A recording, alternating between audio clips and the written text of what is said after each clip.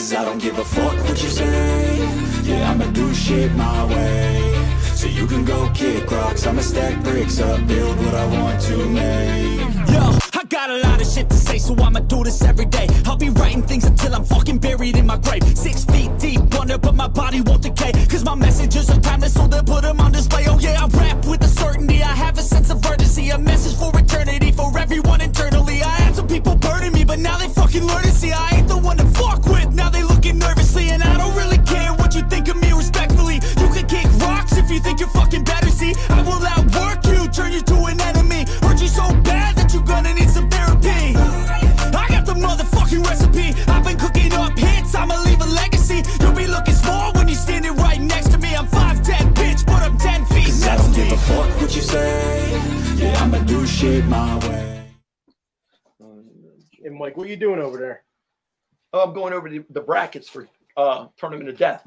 Brackets. Yeah, I bet on it. You know that I have won every bet of Tournament of Death except one. I bet on it.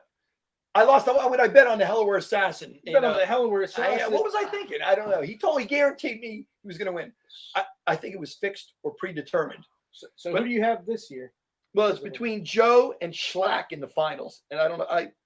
I don't know who to go with. Oh, Judge Joe Dredd? No, Big Joe. Big What? Joe. What do you mean? Look, he's from the West Coast. Look, this is East Coast. TOD, ECW.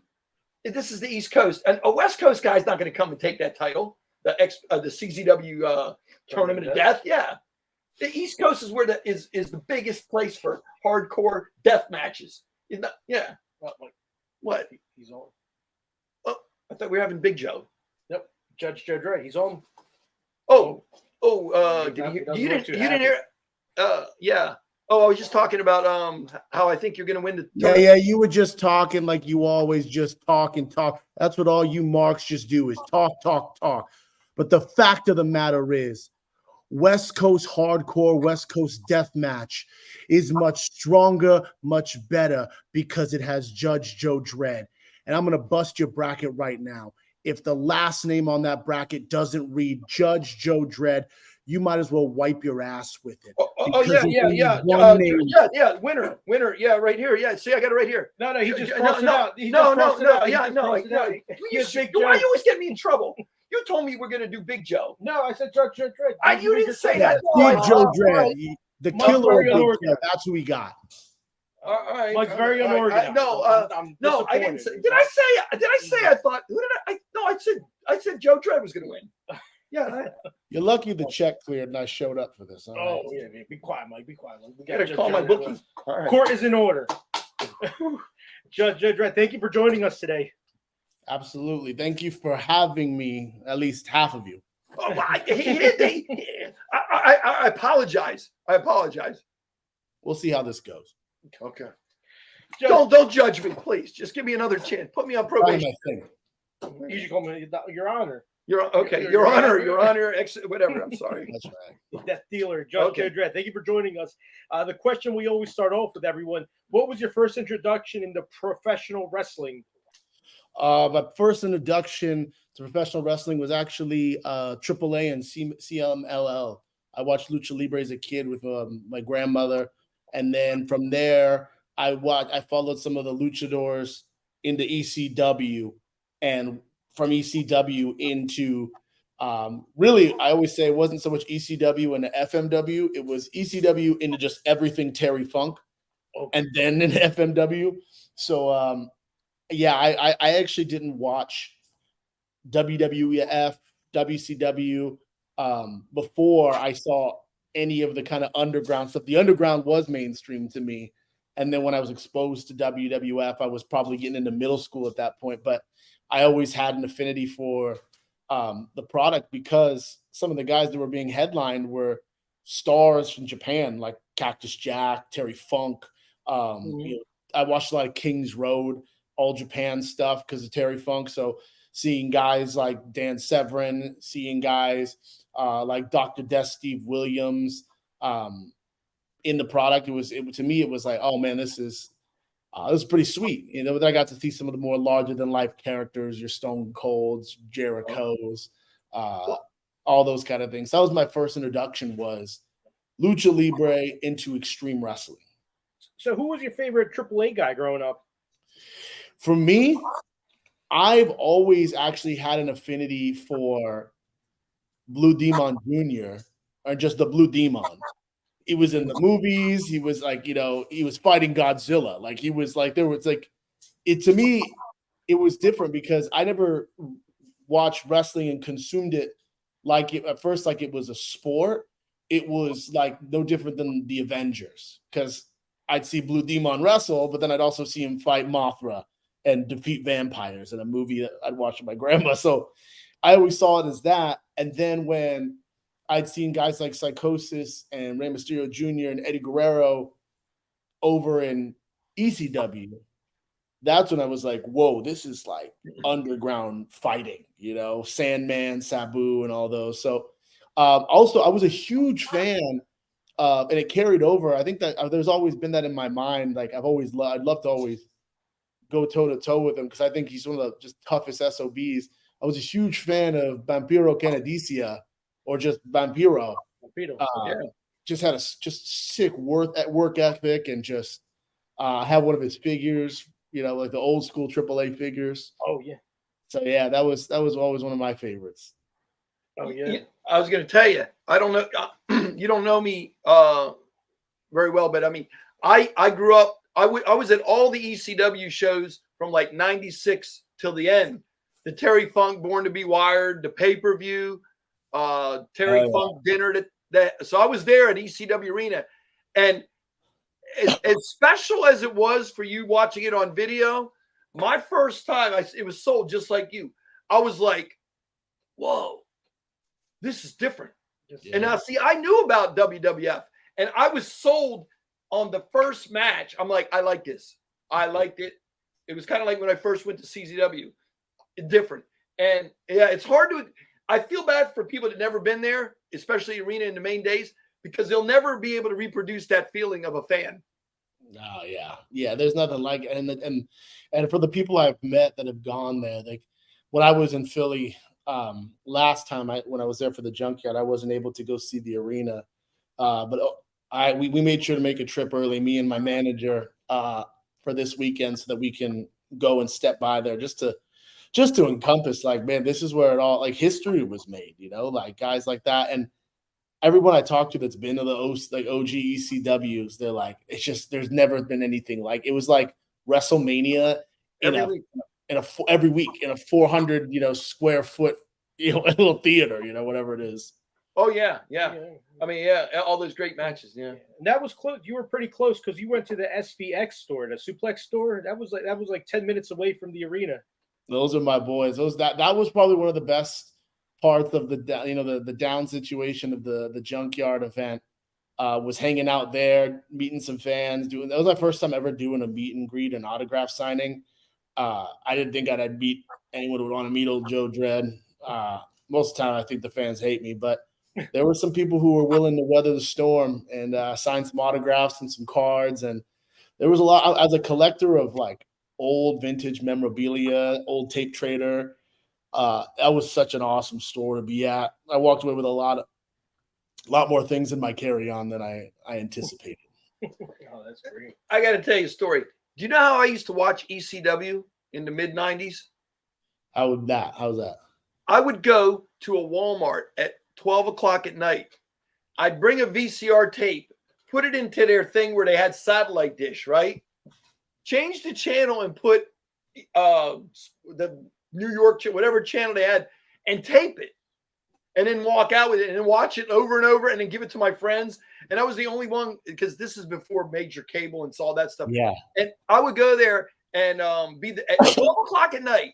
My mom would be like, "Where are you going?" I'm at Walmart, and I'd have the videotape of it. And that's how hardcore I wanted to go see ECW. I had to see it. Yeah. Oh, wow, that's awesome. I was doing that back in the day when it was on TNN, and I remember I taped over like one of my grandma's like home movies or something like that of her late mother. I felt terrible, but I taped over it to watch the whole feud with Sabu and Taz. I was like, I have to, like, the only way I could watch, because I wasn't allowed to stay up that late. So I had to tape it go to school, and run home and like pop that tape in and eat my dinner, my top ramen while doing my homework and yeah, I that's hardcore. Trying to go to Walmart at midnight and tape it on the TVs. That's sick. Changing the channel, all the TVs showing wrestling, turning them off. Like the guy going, "Can I help you?" I'm like, "No, I'm all right. I'm all right." And when somebody came along and started messing with, I'm like, "Whoa, yeah, I'm taping something." Like, that's awesome. Yeah, that was crazy, man. That was but yeah. But being at that arena in the heyday was like the Born to Be Wired. I know I saw one of your interviews. You were very excited about Sabu in that, and that was announced like the day before, like that afternoon, that it was going to be a barbed wire match, and they used to have these meet and greet, like these little cyber slam things where you go to a big room and ask questions, and they talk about it. And Paul Heyman said, "We're having a barbed wire match tonight." And I'm like, "What?" And when I got there and they're setting up the barbed wire, I was like, I couldn't believe it. I was like in another world seeing that. I just couldn't believe it. I'm just telling you the feeling of it. Yeah, Paul. I think I remember watching an interview where Paulie said that was one of the most violent matches that they've ever done, and they'll never do one as violent as that again. Yeah, that's great. I was like, wow, that speaks volumes. Before it's time and you know what? You could have got all the chunks of barbed wire. You could have got all the tables. They just used to throw it away. Now they sell it. Yeah, that's crazy. Yeah. Can you imagine having that? That's crazy. Yeah. And when I started going to Combat Zone Wrestling in 2002, and they would just throw everything away. And like looking back at it, if we had a piece of the table with Zandig, put Lobo through, or Zandig and Mondo, yep, worth a couple hundred. Yep. Did you get into CZW through the trading? Oh yeah. So I got into tape trading probably like my junior year of high school. Like I watched wrestling all the way through middle school, and then probably freshman year, sophomore year, I was obsessed with being in a band. I played in hardcore punk bands, and I was like way too young, homeschooling in a van, just playing shows, way too far away from home, and that's all I wanted to do. So I kind of got out of wrestling because then once like WCW, ECW all merged together, I think like a lot of wrestling fans, there was so much more to be expected. You had these minds, like these matches in your head, like, oh man, what's going to happen when Goldberg and Stone Cold and the Sandman face off? And instead we got, and no offense to them, these guys are solid workers, but we got Sean Stasiak, and we got, guys that I didn't know really because I wasn't an avid WCW watcher. I was an ECW guy. And a lot of these ECW guys didn't really get the same carryover. Oh, yeah. And a lot of them came to XPW. So what happened was for me, when that merger happened, I stopped watching for a bit. And then I was playing with some bands that were way too, like some of the guys in the band were older than me, and they were into professional wrestling. And they introduced me to XPW. They're like, "This is where New Jack and Sabu is." And they gave me a DVD, and I was like, "Oh my gosh, this is amazing!" You're in high school. There's porn stars, there's valets, and blood and scaffolds. And it was remnant. It was the closest thing I'd seen in America of the big Japan FMW level of violence.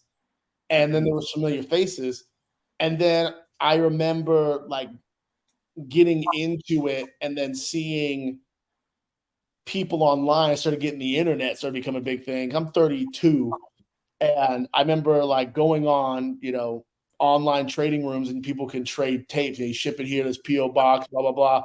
And I remember someone was just giving away like a busted copy of their TOD, which I still have, and like it'll freeze after like the halfway semifinals.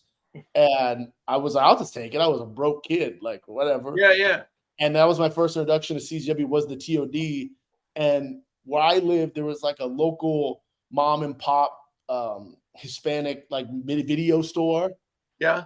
And I would just go down there, and they would just get tons of wrestling DVDs. They go down to, my grandma knew them, and they would go down to Mexico, get a ton of DVDs from all over.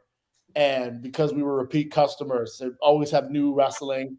So I just started renting, and I remember just like I would rent in abundance, and if I really liked the tape, I would just keep it and not return it. And You so can make a copy of it. yeah, well, I didn't. I was a kid. It was just me and my grandmother. So like, Oh, I okay. didn't Yeah, know yeah. how to do it all.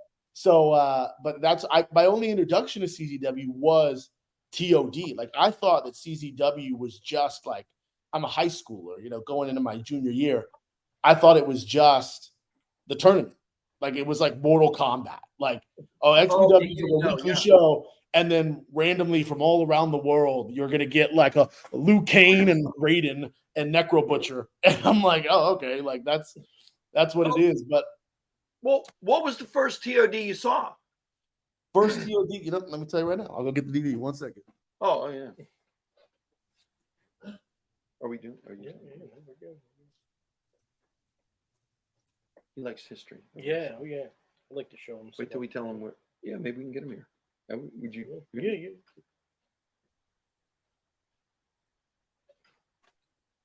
While he's getting that, I want to give a shout out to Danny Flores, GXH, End of the World. Check his stuff out at Gastrointestinal Hemorrhage. Oh, that sounds painful. Yeah. Shout out to Danny Flores. Thank you for Why don't you everything you do. Shout out to I the can't seem to find it around. My office is the best, but I know that the winner of it, because I had to look it up online, was Masada. Masada. Okay. I'm not going to make you feel bad, but I've been to every TOD. Wow. No, I've been helping out with CZ. I was knowing where we live in Smyrna, Delaware. We are 15 minutes from TOD in the farm. Oh, wow. And the legendary Ebenezer Farm. Yeah. Last year I helped DJ unload the truck. Me, him, and his nephew. We unloaded everything on a Friday, so I'm gonna probably go. But now that's how close we are. Now listen, if you come down, I don't know. Me might be able to show you the place where Mondo and Zandig went off the roof. That is actually 10 minutes from where we live. That's awesome. That's sick. We've done videos there. I don't know if you've ever seen History of CZW in Delaware. Luke Hadley put it out.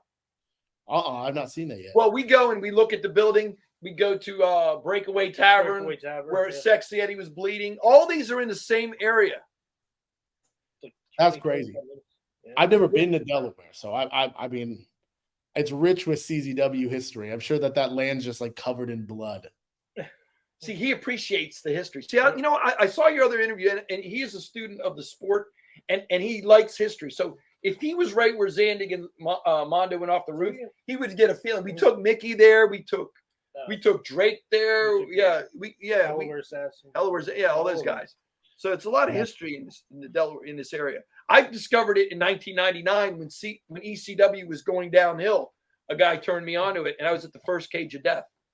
So I've been, just throwing it in there so you know what we're talking about. But yeah, absolutely, I would love to. I mean, for me, being a part of TOD and being at the 20th anniversary it's not. I was telling my wife, like when in my DVD collection, my big I've purged so many over the years, because I go through phases of collecting, but 90% of it is TODs and XPWs. And her mentioned, like, isn't that where you worked before now? And I'm like, yeah, 11-year-old me would be losing his mind that like that's what we get to do.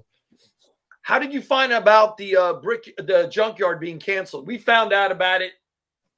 You told me, didn't you? Yeah. We were you in the plane, or did you land, or what happened? Oh, dude, I didn't have it as bad as Darko did. Darko came overseas from the UK, but I feel like I definitely had it probably second worst, where me and my manager and my ex-public defender, Stephen Jury, we booked our flights to get out there, and we just had this awful experience of we had a huge layover out at the airport we were at, and we were like, in like 30 more minutes, we were going to be bumped off our flight because we wouldn't make our connecting. We got on the flight at like 3 a.m, landed in Orlando from California, had like a 9-hour layover. Then like that plane was a little bit delayed. We get on the plane. We're waiting on the tarmac because there's some like maintenance thing they had to do because a bird hit the plane and it seemed fine. And we're like, man, we really hope we're like not late and like getting in too late. And as soon as we're taking off, a buddy of ours that was working the event just texted us both and was like, man, I'm so sorry the show was canceled. And we're like, what? Oh God. And then like as we're taking off in the air, we're trying to see like both of us on our phones, and we showed each other and we're like, oh, it's canceled, and we're already in the air. So it was hectic. So it was like, it was all the fans felt bad. I felt bad about it too. I was like, I couldn't believe. I told Lee, I told her buddy, and he thought I was ribbing him. I'm like, no, I'm not joking about that. I would not do. I would joke about anything than that. So you get here, and then so you landed, and then what? I landed, and luckily Shannon, who works for CZW and XPW, was super helpful and was able to accommodate us still in our rooms. And then she and DJ and their team was able to set up a little meet and greet for us that were stuck there. We couldn't get a flight back until Sunday with Suplex. And shout out to Suplex Wrestling out there in Philly. They were so welcoming. We ended up just watching what pay-per-view was it? I think it was Survivor Series or SummerSlam, or SummerSlam was on. We watched SummerSlam there. They greeted us with pizza and hung out, met some of the fans, tried a Philly cheesesteak for the first time. That was pretty good. I actually love the city of Philly. It was like I actually hate every city I go to. I genuinely like, oh my God, I hate it here. Like, I just hate it. And everyone tells me I'm going to hate New Jersey. And I'm like, I'm going to hate New Jersey. I know it. But I came in with the mindset of hating Philly. And that is a city of brotherly love. I was like, you know what? This is a pretty good city. I like Philly. It's pretty good. Hopefully I feel the same way about Delaware. You don't watch the channel.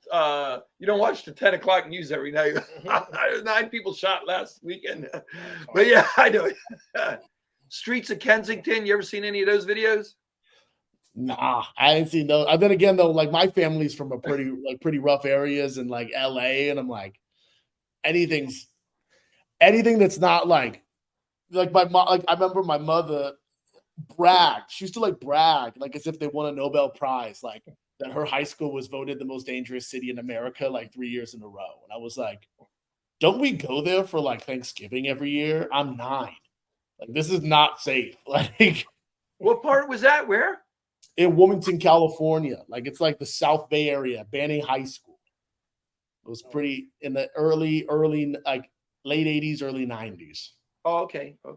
Shout out Wilmington. Yeah, Wilmington. So, I was gonna back up a little. Okay. So what made you want to be a wrestler? I always loved it.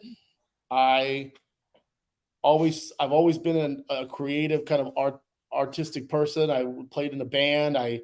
I've always liked film and things like that. But I've also grew up loving hardcore music. I loved the aggression and the violence and the storytelling. And what made me finally get into it was my grandmother, who raised me, was probably my biggest cheerleader and everything. And she unfortunately passed away of cancer at a young age. And she always was a firm believer of an old Tommy Lasorda. Shout out to the greatest baseball coach of all time for the greatest team ever, the Los Angeles Dodgers. There was always a saying that was instilled in me by him, which is, in every situation in life, good or bad, you could say 3 things. I watched it happen, I wished it happened, or I made it happen. And she'd always tell me to never say the other 2, but to make it happen and at least know you tried. So when she passed, I took it pretty hard and then dabbled with the idea of it. And then I decided, you know what, to hell with it. I'm going to go with it, see if I could do it. And I always wanted to be a deathmatch wrestler. That was, to me, a lot of people give it flack, but growing up watching Terry Funk and being obsessed with Terry Funk, a lot of people, some people didn't notice, but at last TOB, my first time ever in XPW at Halloween in Hell when I debuted, I was adorning the Terry Funk inspired singlet. Yeah. Because he was the ultimate badass to me. And Terry Funk wrestled NWA. He wrestled the territories. He wrestled tag team. He wrestled All Japan, and he wrestled FMW, IWA. And to me, watching all the types of things he did,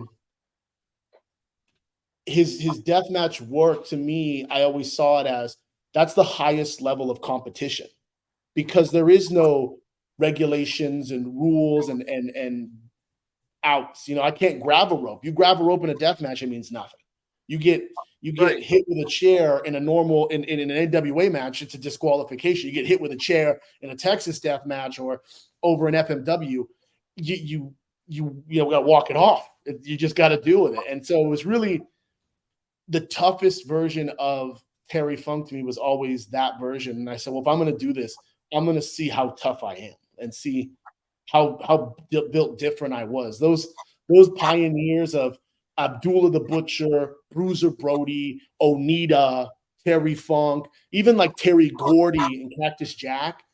Those are guys that to this day inspire me. 90% of the time you can catch me on my phone or on the TVs when I have some leisure time, just watching old Bruiser Brody or Abdullah the Butcher. Oh yeah. Or Onita, or it's probably Terry Funk. It's Terry Funk versus somebody bloody. And I'm just watching. Right. See, Terry Funk was the only like legend, like NWA champion of the territories like that went and did crazy stuff in Japan, ECW, and stuff like that.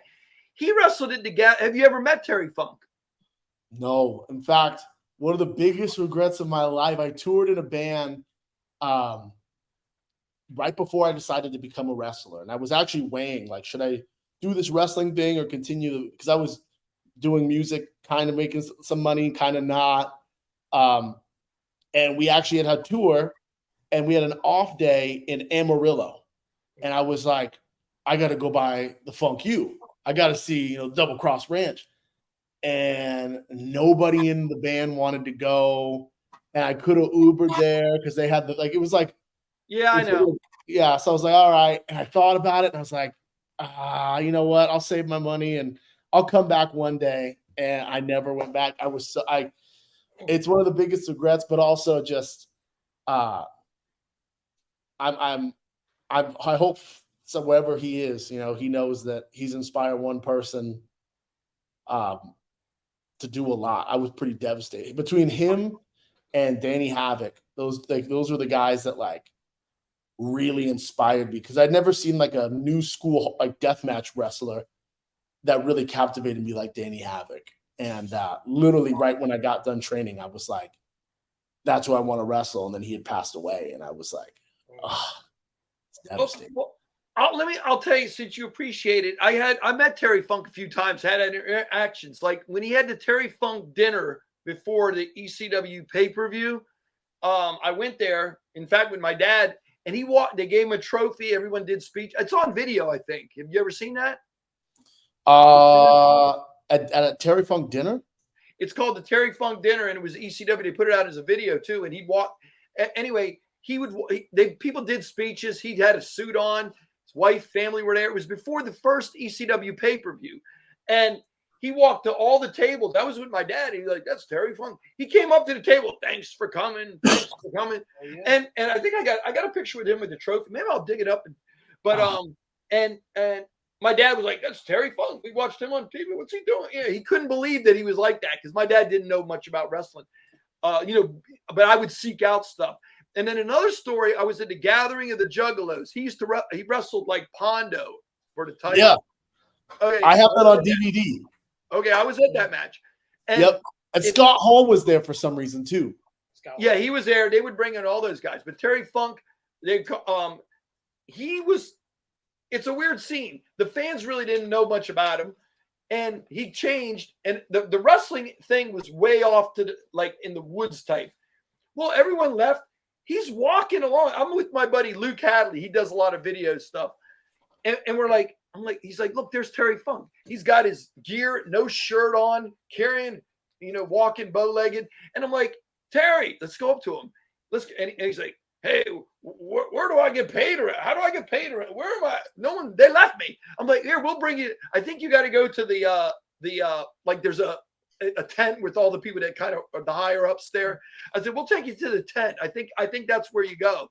And he's like, oh, they just left me. And we took him over there, and I'm like, hey, Terry. And the guy's like, yeah, I think it was one of the big shots, somebody with the juggalos. I'm like, all right, man. And he cut a promo. He said, this is Death. I'm Terry Funk, and this is Death versus Luke Cadley. Something like that. It was, you know what I mean? And I mean, I feel bad that he loves Terry Funk and he didn't get to meet him. Yeah. And I took it for so granted. Like, all right, Terry, day off. We just look, you know what I mean? I always really appreciated like the Briscoes. They had that one promo that I quoted it probably religiously with my mentor Tarek, that like they were, I think like one of the Briscoes was shooting on like Josh Woods, and he wears the mouthpiece. He's like an ex-MMA fighter. He goes, this ain't MMA, boy. It's that UFC. This is wrestling, boy. We don't wear no mouthpiece here. And then like I don't know where there's like Mark Briscoe like shoveling hay, and he's like, yeah, Terry Funk don't wear no mouthpiece. And he's like, that's right, Terry Funk didn't wear no mouthpiece. And I thought that was the funniest thing in the world, that their mind, like the Briscoes mind, like that old school cowboy era of guys was. Like that's the mentality of them of what's tough is like. To me, the way I even try to fight is Terry Funk and Stan Hansen. That's probably what I watch the most. I've had the privilege of meeting good old cowboy Stan Hansen a few times, and that's a cowboy. That's a cowboy through and through. That's good. He appreciates. We're having a good. He appreciates the history of it. Yeah, that's good. I'll tell you what. This is good. I just saw a good documentary. Inoki Baba, the history of Inoki and Baba. It's like, did you see that? I did see that. I'm telling him, amazing footage. Amazing. Did you love that? I was obsessed with it, and the other thing about that era is just how well these guys just worked and just put a new level of athleticism on the game. Yeah. But I was not a big Baba guy. I felt like every other younger new age fan that finds Kings Road, like Inokiism is the toughest thing because there's that shoot element. But then the more I started watching that and watching just in general All Japan and Baba era All Japan, man, Baba is so underrated as a storyteller. And it made me also fall way more in love with Stan, because that's a work. I remember like one of my favorite matches of all time, I probably watch it at least once every month or 2 months, is I think it's 92, maybe 95 or 4, Kobashi versus Hansen 2. And Kobashi comes out first and Hansen's the champ, and they throw the whole banners and stuff, and they check Hansen's boots. Referee checks his boots and his tape, and then he goes to check Kobashi.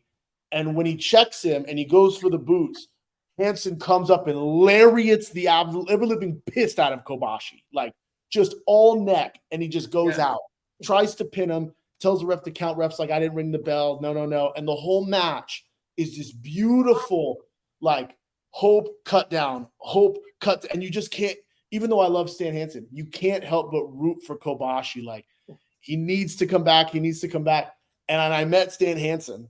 I met him, I think, for the first time in, I want to say, Orlando. I was at WrestleMania, so then he was there. I think it was whenever he was going to the Hall of Fame. And I asked him, I was like, Mr. Hansen, like, I got to know, with like the language barriers, being in a foreign country, how do you talk that out? How do you build that story? And in true like cowboy fashion, Hansen, just with like a permanent lump in his mouth from whatever chew he has, he goes, call it. Boy, let me tell you what I did. I went up to Kobashi and said, watch the lariat. I'll see you out there, kid. And patted him on the back. And I was like, wow. Stan Hansen is where I need to be. I need to be on Stan Hansen level of like, see you out there, kid. Just to think so many like new age wrestlers love Kobashi, and Hansen's out here telling a Kobashi like, watch the lariat, I'll see you out there, kiddo. I'm like, that's awesome. Yeah, it was a different era. That's Those true. guys, that Terry Funk and Abdul. Yeah, I love that history. I love that Abdul the Butcher, the Sheik. I watch all the documentaries of the Sheik and the Abdul. Yeah. I love that. I do homage to the Sheik. I always keep a spike in my boot just in case things go sideways. Wow. So You might, you might see it come out. Huh? You might see it at TOD. Who knows? Oh, Okay. All right. I got to ask you. A lot of fans love your promos. They're on the next level. In high school, did you take any acting or drama? No. No. And here's the thing. I've always thought that storytelling is one of the best, most powerful motivators and communicators. And a lot of people think of it like, oh, it's just really good acting. But my mindset isn't so much the acting, because I'm not acting. I'm building a fight, like it's no different than Conor McGregor and Jake Paul, building a fight. But then you can see sometimes where a little bit of the personality comes out, like with Big F and Joe decided to try to be a little bit of a shooter and bring up my past. And so he'll get his this weekend. But no acting, none of that. It's just Joe, being intense. Okay. Yeah, we interviewed Big Joe. We did him right after TOD last year. Oh, I'm sorry. He was a good guy. So, Joe, how did you end up in XPW? That was always the goal. I was trained. So it's funny, when I trained to be a wrestler, I was going to a school local to me that was a little bit more polished and refined, and kind of billed as be the next WWE guy, right? Okay. And I think my wife had found it for me, and I had went there, and they had us fill out a questionnaire thing, after our third week of goals and aspirations. And I quickly saw that I was very much different than everyone else, because everyone else's was, I want to wrestle. I want to wrestle Y2J at, I want to wrestle on a SummerSlam or a Big Four pay-per-view. I want to wrestle in Japan. And I kid you not, I wish I would have kept it. I threw it away out of just being angry. I wrote, I want to beat Masada and I want to win the TOD. Ooh, high goals. Okay. Unfortunately, I came up short against Masada because that's one tough SOB. And maybe one day we got to get back to the drawing board. And now I'm in the TOD. So I left the school because they kept kind of not giving me opportunities, because they knew I wanted to be this deathmatch guy, and they kept trying to shut it down. And I was like, this is what I'm doing. So whatever. And one of the trainers had left and was like, hey, do you still want to do this? I know a guy up the road more that would train you in it. And I was like, yeah, okay. And I called him on the phone. He's like, yeah, bring this money to this warehouse alley. And I'm like, okay. It seemed like a most shifty deal. And I remember just coming, and I knocked on this door of a warehouse, and this dirty clown named Dirty Ron opened the door and was like, all right, so you want to be a wrestler, kid? And I was like, yeah. And he beat him and Terex, but mostly him, for that first year, beat the ever-living piss out of me to make sure that I wanted this. And really?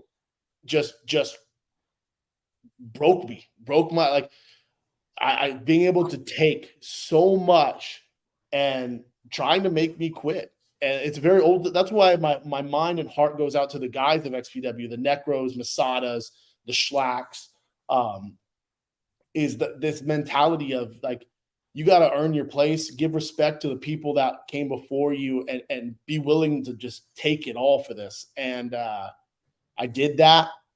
And Dirty Ron, when XPW came back, Dirty Ron got asked to be on it. And he was going to work Halloween in Hell. And I was driving him with Terex. And Terex was wrestling Necro Butcher. And I think Ron was wrestling Pagano.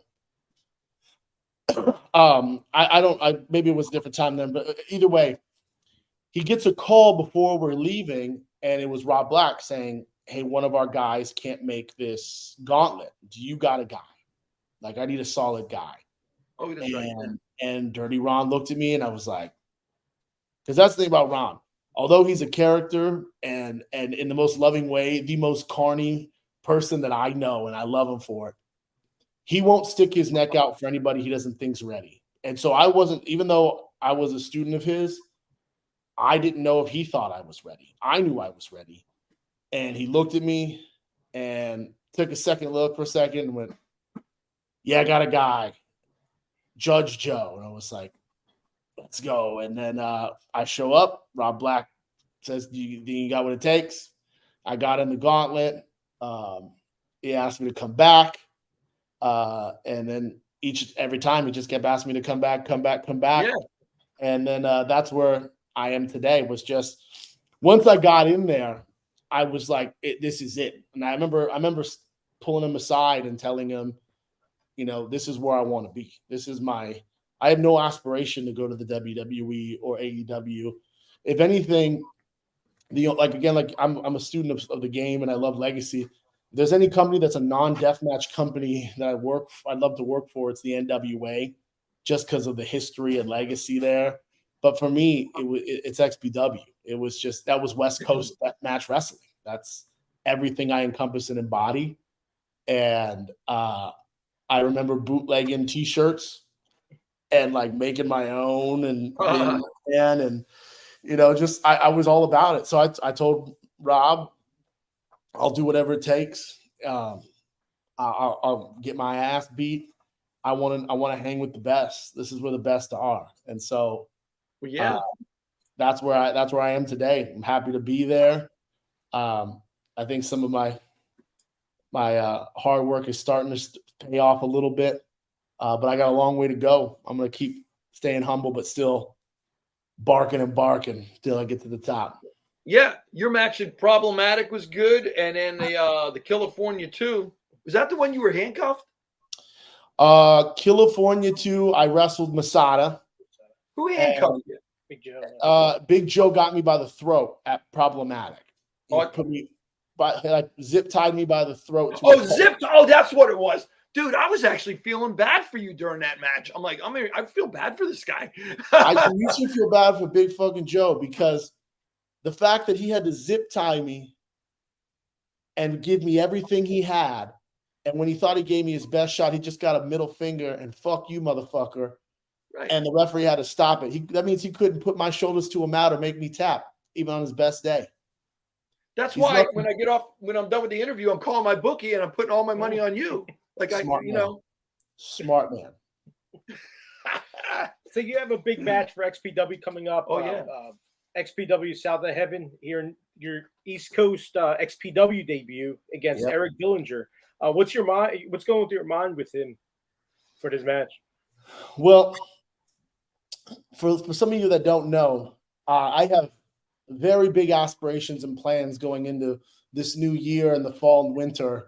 I recently decided to, after having a streak of losses, to get my own representation. And I now have special legal counsel and just overall counsel in that of ex-public defender Stephen Jury. And if you didn't witness at RPW, Ruthless Pros King of the Kill, which he was able to negotiate me in all these tournaments that I've been in, even though I fell short against Hoodfoot, I made sure to make a statement by making sure that if I'm not going to be King of the Kill, I'm going to be King of the Death Match. And I took Schlack out of King of the Kill. And not only did I take Schlack out, I decided to take something of his until I get what I want. And you heard it here first. I am in possession of the King of the Death Match Championship.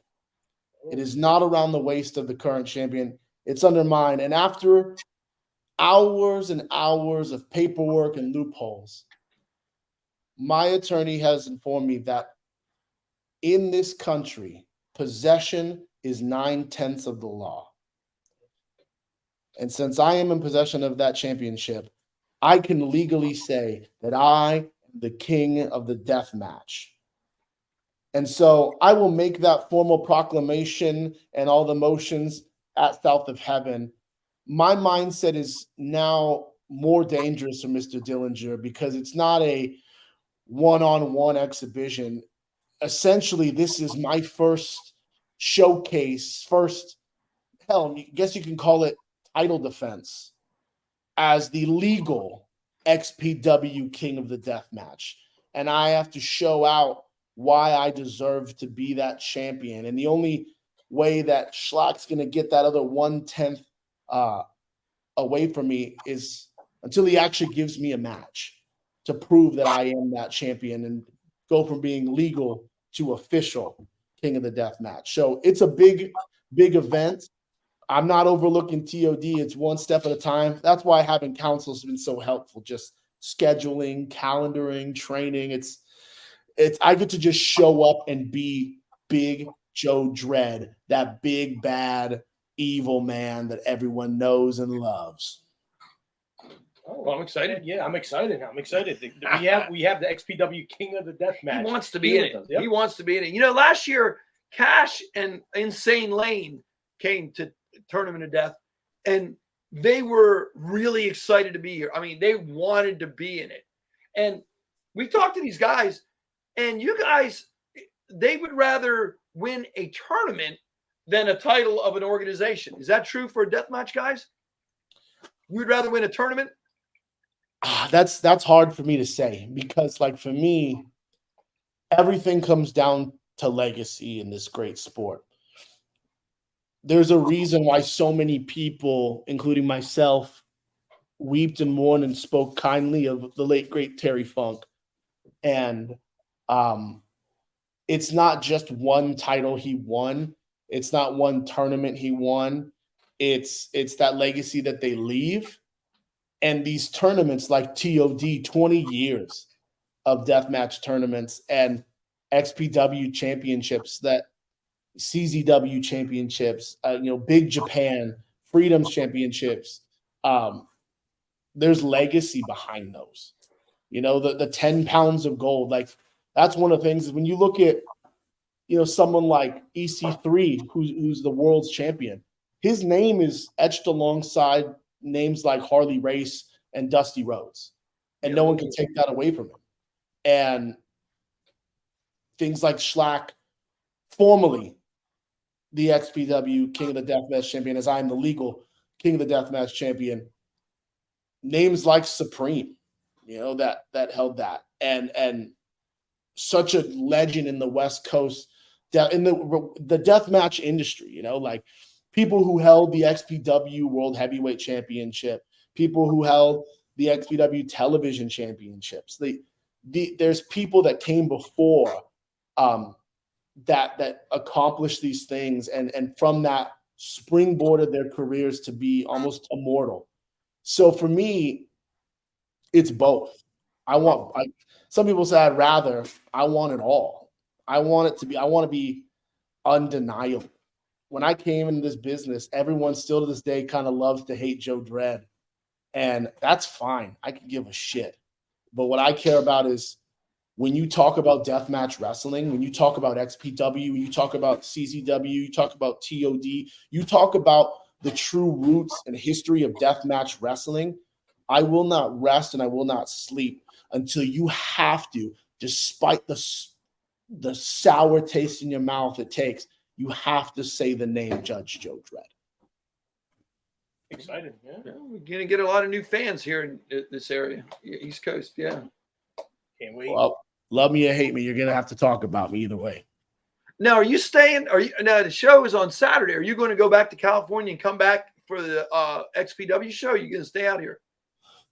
I'll be coming back to California. I have a mindset, and like I said, this is fighting. This is like any fighter. I go back to my camp, I recoup, I regroup, and I re-strategize and I refocus. Okay. I know some guys are staying out there. I'm a different cat, man. Like I said, like I'm not a partier. I'm straight edge. I've never drank in my life, never done any of that. I'm a in bed early, good night's sleep, good breakfast, lots of water, get a quick workout in if the hotel has one. And yeah, you're like the body in Necro Butcher, right? Yeah, if the body got his life together, I guess. But no, I'm very much old school like that, where I'm like, I gotta get up there, get it in, and be as ready as I can. And then when I'm done, I go right to bed, shower off, get ready on my flight, regroup, and my focus will be on South of Heaven. Oh, You'll like Newark. Newark's an interesting area. It's yeah. I got to ask you. Growing up, what was your favorite deathmatch title? Oh man, There's not many titles. see, I would say in terms of look, the Big Japan Pro Wrestling title with the tubes and an X was super Yeah. sick. Okay. But in terms of just like, there was something about the King of the Deathmatch Championship. Okay. One of my favorite titles to follow in general, and that might be something on the horizon for me, is in all promotions that I've ever watched, WCW, World Championship Wrestling, NWA, and XPW, especially XPW, one of my favorite titles, and it's not necessarily a deathmatch title, but at XPW there was times where is the television championship. Oh, yeah. The workhorse, I've always seen it as that workhorse championship. Even in ECW, like I always loved the TV title more. When Rob Van Dam and Jerry Lynn were fighting for it, like there was something about it being must see, and that's always been an enamoring to me, is the television championship. A lot of people, I think that the TV champions, they got a lot more eyes on them. They were able to talk, build their fights week to week. I love talking some smack, and I think that'd be great. But in terms of either the XPW television title or the King of the Deathmatch, that buzzsaw looking thing, it looked like there was no question that was a deathmatch championship. Like that was like, oh, that's a deathmatch championship. Oh, yeah. So, Yeah. Definitely a nice one. I like the Big Japan one with the chairs all across it. Oh yeah. That one's sick too. The tubes always caught me. I just thought it looked just so like. Oh, the X, yeah. Now the X of the tubes, I was like, that just looks so egregiously big, and I love it. So who do you like in Big Japan? Are you like those? Which ones do you like on those guys? Oh, Abdullah Kobayashi. He just reminds you. He's just like Japanese Abdullah the Butcher. So who's a dream opponent for you? Who's someone you would love to see yourself wrestle in the next couple of years that you're like, oh wow, this is my childhood dream? Man, see that for me, I don't. That question is always so different because like I want to fight everybody and anybody just to prove where I stack up against those people. But one person, when that comes up, for me, it would have to be. I've wrestled Masada. I've wrestled. I've thrown punches with Schlack, and hopefully he'll answer my call to square off. But one person that I feel that I have to wrestle is Necro Butcher. Just because he says it himself, and there's no and I don't think there's any truer words. He embodies the last of a dying, that Bruiser Brody, Stan Hansen. Like watching his matches in XPW now, it's like I'm teleported back to just Stan and Bruiser just going at it, throwing barricades. There's no tubes really. Like it's whatever's around me. He's throwing them. He's beating people with them. He's a tough SOB. And like he says, he's a unique fraternity of an era and a breed that I want to be from and be cut from. And I believe I'm cut from. But the only way to prove that is to go one-on-one with the Necro Butcher. And so I'll fight anybody and everybody. There's no one I dream about other than embarrassing them. But the one that I need to wrestle is I have to fight the Necro Butcher eventually to prove that I got what it takes, to stand toe to toe and survive him. Like I like one of the words I heard Mick Foley say about Abdullah the Butcher was when when your favorite wrestler wrestled, you would cheer for them to win. When your favorite wrestler wrestled Abdullah the Butcher, you cheered that they survived. And I think that's something about Necro Butcher is if I could survive the Necro Butcher and even come close, or put him away, I think that would solidify for me what I felt and believed for so long, that I'm a part of that dying breed, that old school mentality of just some tough SOBs. So I guess that's me saying eventually I want to FAFO and find out. So I already got a little shiner here. What's another one, So thoughts on Zandig? Thoughts on Zandig? I don't think about Zandig. Yeah. Think about it. I mean, other than like he's a tough SOB. Like there's not like that's one dude that I'm like, man, he's another tough SOB that I wouldn't mind squaring up against. He looks like he can still go. Yeah. But yeah, no opinions of like anything about him other than like solid dude and love what he did for the business. You're gonna get the worst answers out of me because the answer for every person of like that's a worker is they can get it, and I'll give them their flowers where their flowers are due, but they can also get it. Did you see that angle with him and Schlack? Yeah, that's a dangerous man to mess with because even though I think I've got the upper hand when it comes to Schlack, he's still one tough SOB. I was throwing blows with him at RPW, and he could throw some haymakers. I'm like, oof, that's not someone I want to be sitting. That's not something in my game plan with my counsel that we're going to be sitting across the table from him anytime soon. So, did you see the dinner where he spit French salt? We were at that. Oh, that's crazy. That was our dinner that we put together for Zandig. How were the fries? They were good. I didn't eat the fries. It was Chinese food, and I'm telling you, if you get a chance to go to that Peking buffet, it is good. It really is good. I had like 5 plates. They were actually my fries. He yanked me out and ate my fries. We didn't know that was going to happen. I love that. So while you're on the road, what's your favorite restaurant?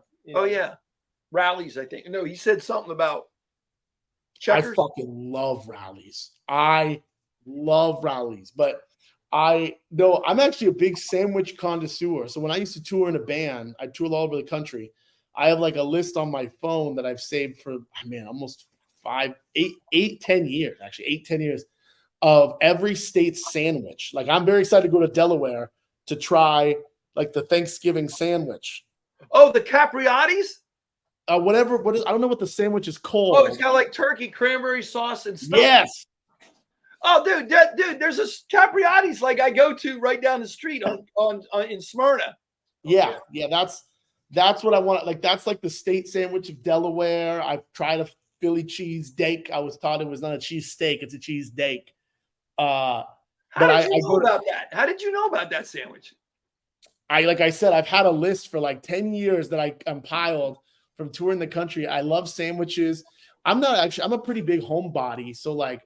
I need to find some kind of peace and comfort and focus when I'm all about. So I every state I've made it a mission that when I toured in a band or now with wrestling, when I go there as something as like on my off day, so I'm not just left with my thoughts, what's a goal I want to make? And the goal is, okay, let's find that sandwich and the best place to get that sandwich. But Capriotti's is what I was told was the best place to get it. They're all over Delaware. There's in Smyrna where we live, right down the street. When are you coming in? Friday. And you're going to Philly? We fly into Philly, yeah, but we'll be out and about. We got a car. Are you staying? Oh, you're coming with your crew, the jury, and all that. So you staying in Philly? Are you staying in Philly on Friday night? I think so. Oh, and then when are you leaving? Sunday morning. I think in the afternoon, or no, in the morning. In the morning. How are you getting out? How are you getting around from Philly to the Smyrna? We rented a car. Huh? We rented a car. Oh, they get a rental car. Maybe they could. Maybe you could. Well, we're like 10 minutes from the place. Maybe we can show you if you get a chance. He's got a good collection of memorabilia too. Hell yeah! I'm in, dude. I'm very excited to try. what do they call it? It's not Thanksgiving sandwich. It's called something. Capriati. It's called the holiday cranberry thing or something. It's pretty good. Capriati's might be close. You know what? Capriati, by the time the tournament's done, I don't know if it'll be up. We'll find something for sure. I'll look it up right now. Do you have any questions for us? White Castle. White Castle. That's up in New Jersey. You can catch one of those maybe next week. Oh yeah, a Bobby. It's called a Bobby. Bobby, yeah, that's it. Bobby. I can't wait to try a Bobby. Joe, do you have any questions for us? Yeah. Let's see, dude. What's your favorite Judge Joe Dredd moment? There you go, dude. Put you on the spot. I'm gonna have to go with you and Big Joe when he, you know what I mean. It was definitely a scary moment, but you know what I mean. It was like, God damn. Yeah, that's shock. I felt bad for him. I'm like, this guy is really going out. I also I think it was your debut in XPW when you came out all hype and people were about to high five you and you started giving them the finger and you started really like getting them worked up. I thought that was cool. I would really like to see that at CZW. Oh, you're gonna get that's the essence of Stan Hansen. Like my goal every arena I come into, he used to clear just crowds with that bullhorn. Oh yeah. I got a giant gavel now that I'm going to be swinging around, just clearing people out, like just setting the tone that is my courtroom now, and ain't nobody going to heckle me or get in my head, you know. Did you have merch? Because they got a nice setup last year, Joe. Everybody sold stuff. They're pretty cool. I have an exclusive shirt for CZW. I have a new C. Ozawa shirt with me and Stephen Jury. It's Stephen Jury's first wrestling shirt. It's me with my back right after my match with Big Joe, in my gavel in my mouth after, based off a photo that the great Slava took from XPW. But it's Violent Justice 2 by Mr. C. Ozawa-san. Shout out to him. That will be limited edition colorway for CZW's TOD, limited to 25. Once 25 are sold, they're gone. That colorway is done, and that'll be available at CZW, as well as the CZW TOD shirts that I designed. That's awesome. And you had a really cool shirt on Deathmatch Worldwide. I got to give a shout out to them. Absolutely. Well, yeah, what's the procedure to get Ozawa to do a T-shirt for you? You contact him and then just send him a message and he'll let you know. And he creates it his own self, right? Absolutely. Yeah, the first design I did, the first Violent Justice, which I'm going to get a new colorway of that one there soon. Just 100% gave him free reign to do it, and I was just overjoyed with it. It was the best encapsulation of what I could possibly imagine Judge Joe Dredd is. I had a Spider Boudreaux at a Carnage Cup, and I paid him for the shirt, and I said, well, just hold it here. I had the girlfriend or somebody held it for me, and then something happened. I think somebody got injured. Something happened, and I forgot to pick up the shirt because there was so much stuff going on, and I never got the shirts, the blue one, and it's from the Japanese guy. But I've got a lot of Japanese guy stuff. Those shirts from I've actually got one from him with Crazy Mary. One she's with Sarah Logan. Way back when she was tagged managing Necro, and nobody's seen that one. You probably never seen awesome. Yeah, it's good. Yeah, and I got a Woody Numbers. Remember Woody Numbers? He was Pondo. He worked with Pondo. IW. Yeah, Coast, absolutely. Yeah, those get discontinued. They're artworks, man. That guy, he should put a poster book or something. Oh yeah, absolutely. Yeah, I'm excited. I would hopefully 2024 is a time where Judge Joe Dredd can get over to the Far East. That'd be a huge goal of mine. Hey, well, Judge, I got a few more. You gotta go. Okay. Judge Joe, thank you for joining us tonight. We will be there at CZW Tournament of Death. Best of luck to you, XPW South of Heaven. We're going to be watching. Merchandise, South Deathmatch Worldwide. You have your shirts. Anywhere else you can get your shirts? Just Deathmatch Worldwide, or come see me at any show.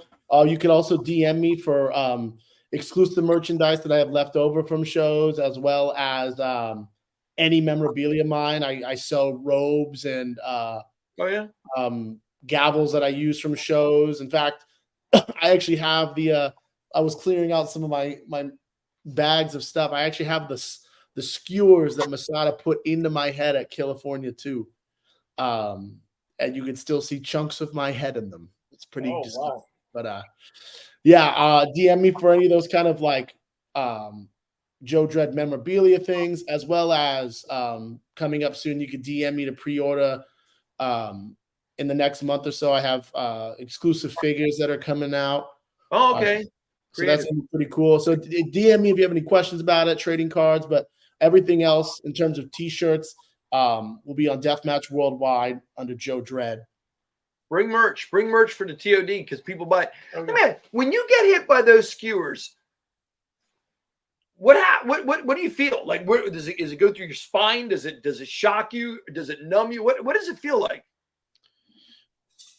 It feels okay. So the difference is getting hit with some of them by other people.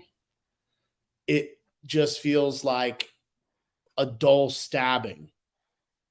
Getting skewered by Masada feels like a gypsy with glass, like a gypsy with gasoline soaked knuckles wearing like Wolverine spikes is just punching you in your fucking head.